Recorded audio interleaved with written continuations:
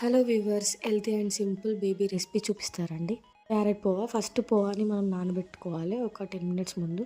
తర్వాత ఒక గిన్నెలో కొద్దిగా నెయ్యి తీసుకొని దాంట్లో క్యారెట్ తురుముకొని వేసుకోవాలి. ఇలా అయితే తొందరగా ఉడికిపోతుంది. దాన్ని 1 మినిట్ అట్లా కలుపుకొని కొద్దిగా వాటర్ పోసుకోవాలి. ఎక్కువసేపు కలిపితే మాడిపోతుంది కాబట్టి కొన్ని వాటర్ తీసుకోవాలి, ఒక హాఫ్ గ్లాస్ అంతా, మనం పోహా క్వాంటిటీని బట్టి.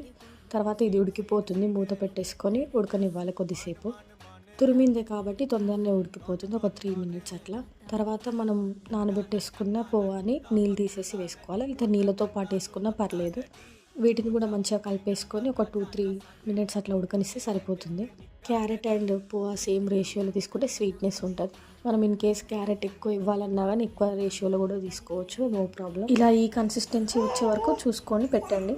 సో ఇదైతే చాలా simple recipe and easy recipe. నచ్చితే లైక్ చేయండి. ఇలాంటివి మరిన్ని చేయాలంటే ఫాలో చేయండి.